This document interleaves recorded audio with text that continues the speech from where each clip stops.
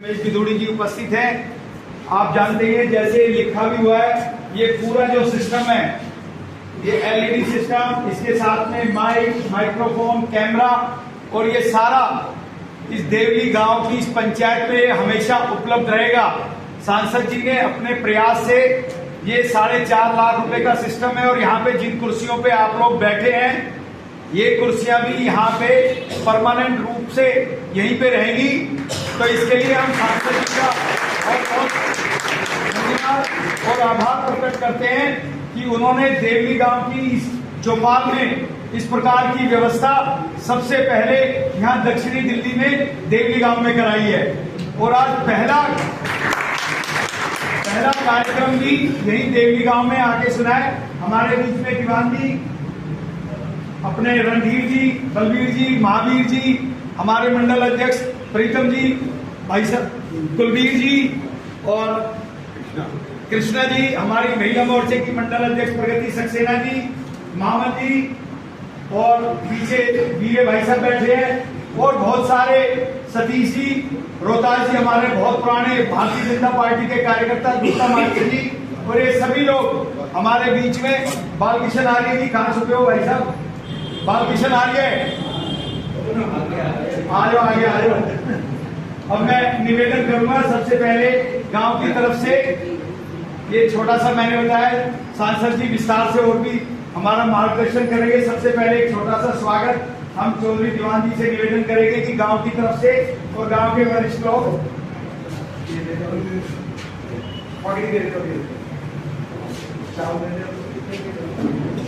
एक बार पगड़ी बांध के और शॉल उठाकर पगड़ी को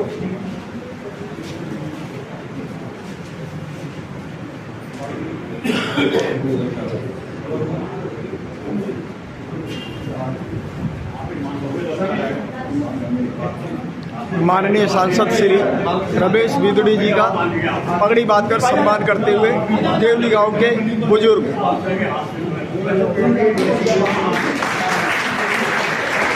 ये देहात की पहचान है, पगड़ी पहना के स्वागत करना।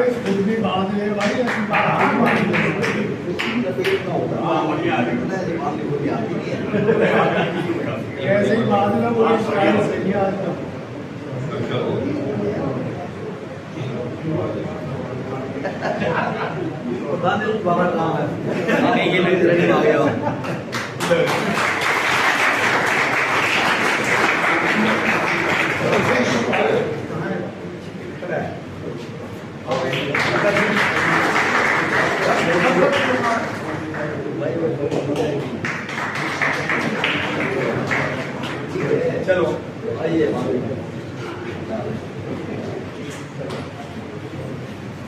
आप कृष्णा जी, आप एक बार प्रगति जी आ जाओ।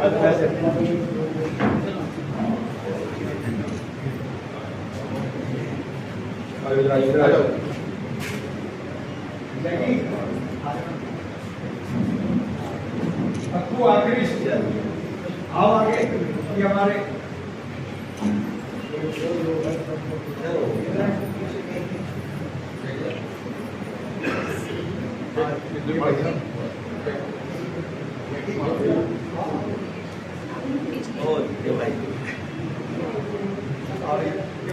माननीय सांसद जी का स्वागत करते हुए देवली गांव के वरिष्ठ और नागरिक एवं भारतीय जनता पार्टी के वरिष्ठ कार्यकर्ता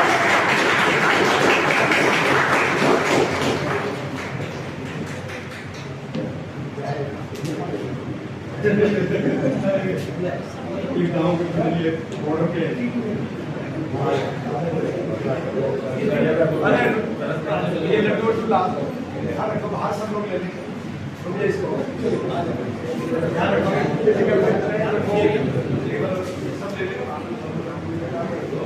माननीय सांसद जी ने हाथ जोड़कर गांव के सभी लोगों का धन्यवाद किया।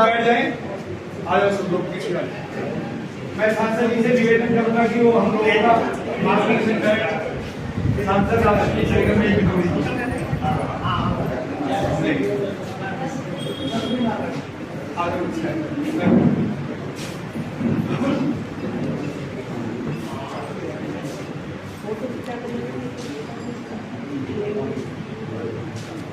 जो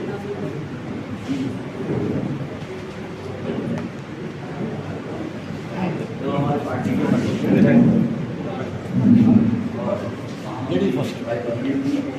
आप इधर आ जाइए। मातृशक्ति हमारे सबसे पुराने वरिष्ठ कार्यकर्ता पाकिस्तान आए हम आगे के हमारे मित्र, ये सभी उपस्थित और सभी कार्यकर्ता बंधु, ये मन की बात के कार्यक्रम में हम लोग इसको फॉरवर्ड भी कर रहे हैं। इसमें देश के लोगों के मन की बात, देश भर में इतना बड़ा देश है, हम सपने में भी नहीं सोच सकते कि हमारे कल्चर में हमारे यहाँ क्या क्या चीजें जीवन को आगे बढ़ाने के लिए लाभदायक है, उनका लाभ हम नहीं उठा पाते। लेकिन इस कार्यक्रम के माध्यम से देश भर के लोगों से सुझाव मांगते हैं। आपको भी कोई ऐसी चीज नजर आती हो जो समाज के कल्याण के लिए कोई व्यक्ति बढ़िया काम कर रहा है, अपने निस्वार्थ भाव से, अपने और अपनों के लिए नहीं, मानव जाति के कल्याण के लिए, मानव के लिए, मनुष्य के लिए, अपने और अपनों के साथ। तो ये मन की बात के कार्यक्रम में सभी एक महीने के अंदर, अभी आज आपने देखा है पोषण अभियान में कितने प्रकार के अनाज, जिन लोगों को हमारे ही देश में इतने अनाज पैदा होते हैं, जिन लोगों को उसकी जानकारी नहीं है, उस मोटे अनाज को दलिया बनाकर हम अगर कमजोर बच्चों को खिलाएं, इतना घी और दूध और डॉक्टर के इंजेक्शन काम नहीं करेंगे जो ताकत हमारे अनाजों में है। तो जो बच्चा कमजोर रह जाता है, 6 साल का, 5 साल का, 4 साल का, 18 साल तक के, 14 साल तक के बच्चे, उनका विकास सही से नहीं हो पाता है। इसी प्रकार से अन्य क्षेत्रों के अंदर किस प्रकार के समाज के लोग अपने गांव में सरोवर बना रहे, वो लोग जो नॉर्थ ईस्ट में दिखाए है, सब माता बहनें काम करके। तो हम लोग इस जानकारी के साथ साथ हर महीने मन की बात कार्यक्रम, सभी लोकसभा के जो ऐसे लोग हैं, RW में काम करते हैं, सामाजिक सेवा में लगने वाले लोग हैं, उनको हम लोग सबको बुलाएं और बुलाने के बाद गांव से जो बुजुर्ग लोग हैं, खुद लोग वो अपने उदाहरण दे सकते हैं जो हमको सौभाग्य प्राप्त इनको हुआ है। ये बैठे हैं कि इन्होंने वो समय देखा है जो आने वाली जनरेशन नहीं देख सकती है कि किस किस चीज के क्या क्या लाभ हैं। अब वो जो केयर में लगता था अचार बनता था, अब उसका अचार राजस्थान में मिलता है, हमारे यहाँ भी पैदा होता था। अभी भी अगर वो घीस होंगे जंगल में तो अभी भी हम तोड़ के ला सके, उनको बचाएं और स्वास्थ्य के लिए ब्लड शुगर, हमारा हाई गैस और शुगर, इनके लिए बहुत लाभदायक है बीमारियों के लिए। तो ऐसे ही और भी अन्य जो भी ऐसे कार्यक्रम होंगे, राष्ट्रवाद के हों और कोई जानकारी के हों, कोई कंसर्न मिनिस्टर किसी मंत्रालय के माध्यम से कोई बात बताना चाहे तो उसको हम लाइव दिखाकर या लोगों को दिखाएं जिससे लोग उसका लाभ उठाएं। पहले रेडियो सुनते थे लोग, रेडियो सुनकर उन्हीं बातों से सब गांव के लोग इकट्ठे हो जाते थे। गांव में एक आदमी के पास रेडियो होती थी। कॉलोनी में भी जो लोग बसे हुए संगम में बसे हो, तिगरी एक्सटेंशन तिगरी में, तो सब गाँव के आए हुए सब लोग हैं, सब गाँव से निकल कर आए। तो यहाँ पर उसका लाभ लोग उठा सके, ये सोचकर हमने सोचा है कि यहाँ पर अगर ये व्यवस्था होगी, आज की टेक्नोलॉजी का लाभ लोगों को मिल जाए। लोग आज से करते हैं, अब घरों में टीवी रेडियो में भी बैठ कर नहीं सुन सकते, तो उसको कई लोग तो इसलिए नहीं सुन पाते कि हो सकता है वो मोदी साहब की विचारधारा से मेल न खाता हो उनको, सिर्फ इसलिए। अरे विचारधारा से मेल खाओ ना खाओ, अगर तुम्हारी विचारधारा से भी मेल नहीं खाती, आपका विरोधी भी है, आपका दुश्मन भी है, और उसके कुछ कार्य करने से तुम्हें लाभ मिलता है, तो उसको लाभ को लेना चाहिए। हमारी संस्कृति में कहा गया है कि जाति ने पूछो साधु से पूछ लीजिए ज्ञान, मोल करो तलवार का पड़ी रहे तो म्यान। तो इसलिए ये पूछकर वो कौन है, क्या है, कैसा है, उससे ज्ञान पूछ लो, ले लो और अपने जीवन में उसका उपयोग करो। तो इस प्रकार से हमारे प्रधानमंत्री की जो 125 करोड़ लोगों देशवासियों की अपेक्षाओं के लिए, इच्छाओं के लिए काम कर रहे हैं, उसका लाभ देश के हर व्यक्ति को मिले। अब ई श्रम योजना एक चली है जो देश के प्रधानमंत्री जी ने चलाई है, जिसमें लगभग 15 करोड़ लोग उसका लाभ ले रहे हैं। अब हम में से बहुत लोगों को जानकारी नहीं होगी। ई श्रम कार्ड बनवाना है, फोकट में बनना है, 2 लाख रुपए का इंश्योरेंस है, भगवान ना करे कंस्ट्रक्शन में काम करते हैं, बिल्डिंग में काम करते हैं, दुकान पे काम करते हैं, अपना प्राइवेट को काम करते हैं, तो क्या लाइफ तो है नहीं, पैसा तो मिलेगी नहीं। लेकिन परमात्मा ना करे कहीं कोई आपदा में, गांव में जा रहे हैं, एक्सीडेंट में, किसी कारण से दुर्घटनावश अपने परिवार को छोड़ दे तो परिवार को 2 लाख रुपए का लाभ मिलेगा। एक्सीडेंट हो जाए तो 1 लाख रुपए का लाभ है उसमें। और कोरोना जैसी बीमारी समय समय पर प्रधानमंत्री सहयोगी के रूप में जो लाभांश देश में होता है, जैसे देश का बजट होता था 2.5 लाख करोड़, जब प्रधानमंत्री जी मोदी साहब पीएम बने तो 2013-14 में हमारे देश का जो बजट था वो 2.5 लाख करोड़ था। आज हमारे देश का बजट 6.5 लाख करोड़ है। 3 गुना बढ़ा दिया प्रधानमंत्री ने जीएसटी लगाकर, लोगों से रिक्वेस्ट करके। जहां इस देश में केवल 1 करोड़ लोग इनकम टैक्स देते थे, आज 5 से 6 करोड़ लोग इनकम टैक्स दे रहे हैं प्रधानमंत्री से।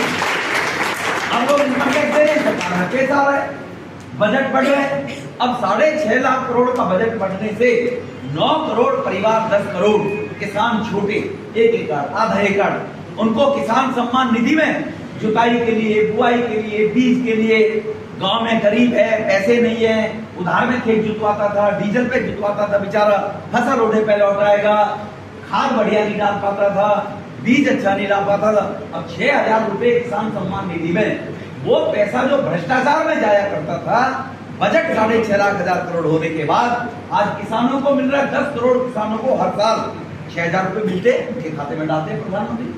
कोरोना आया था, जितने भी वृद्धा माता बहनें थी जिनके जनधन खाते खुले थे, जिसका लोगों ने मजाक उड़ाया 15 लाख कहां से आएंगे, और वो जनधन खाते खुलने का लाभ क्या हुआ कि जब कोरोना आया लोगों के पास खाने पीने की दिक्कत हो गई, उन सब विधवा बहनों के खाते में और बुजुर्ग माता बहनों के खाते में हर महीने 500 रुपए डाले प्रधानमंत्री ने। उनसे पता करो, पता लगे उनके खाते में आए होंगे, हो सकता है किसी ने बैंक में जाकर देखा भी ना हो, सबके खातों में।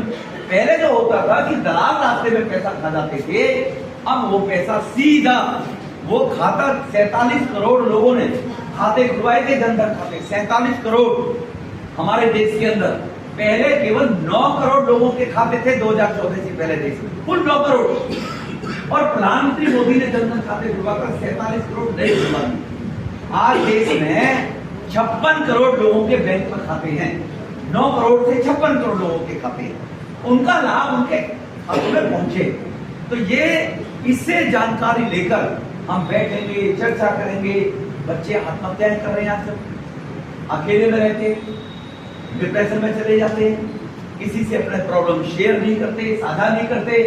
तो कम से कम 15 दिन में, 10 दिन में किसी कार्यक्रम के बहाने हम बात करेंगे, एक दूसरे के दुख सुख शेयर करेंगे, बुजुर्गों का एक्सपीरियंस होगा उसको ग्रहण करेंगे, उनके जीवन के तजुर्बे से।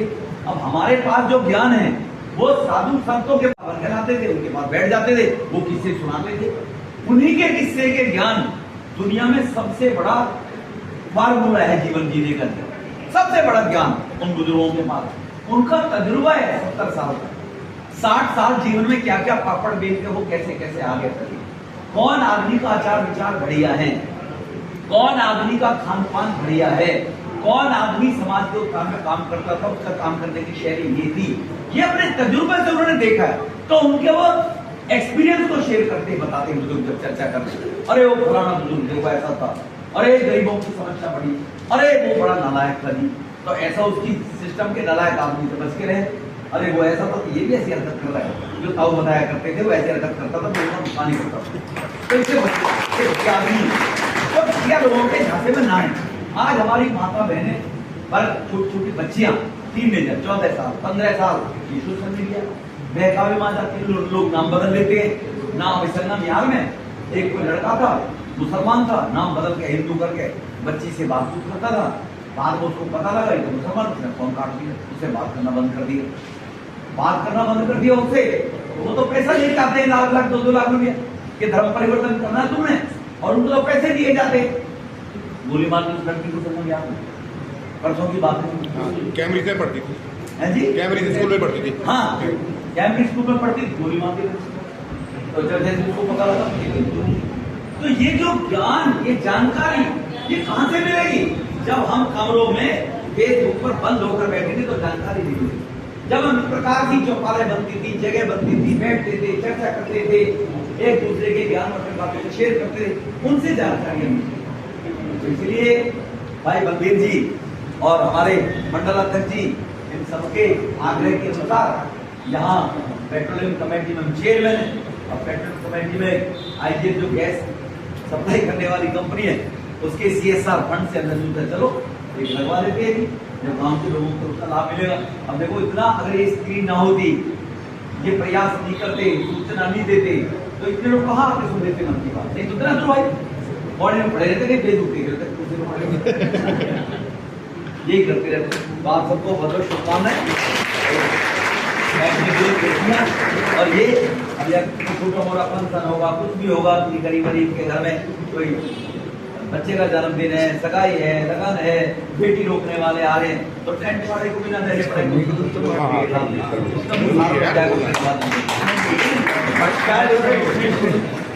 एक गांव से करमवीर जी हैं, इनको राष्ट्रपति से ये पोस्ट ऑफिस में काम करते हैं।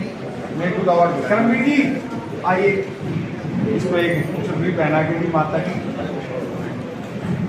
कोई नहीं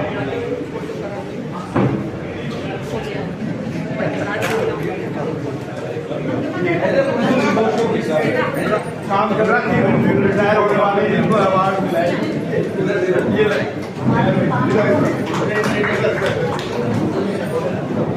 इधर से लेके माननीय सांसद जी ने मेघदूत अवार्ड से सम्मानित सज्जन का चुनरी और माता की चुनरी पहनाकर सम्मान किया। और इस समय माननीय सांसद रमेश बिदुड़ी जी देवली गांव के स्थानीय नागरिकों के साथ में हंसी खुशी के पलों के साथ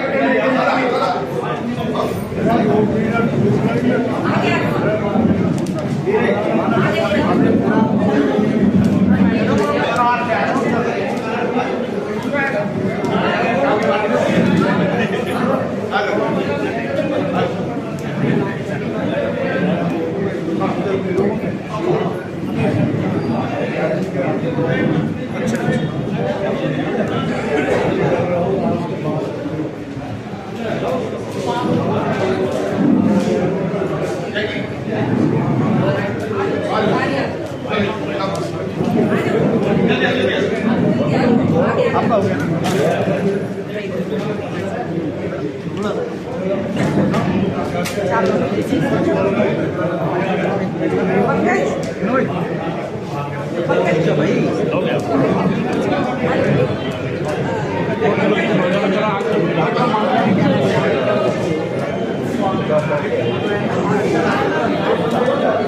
देवली गांव की माताओं बहनों के साथ माननीय सांसद जी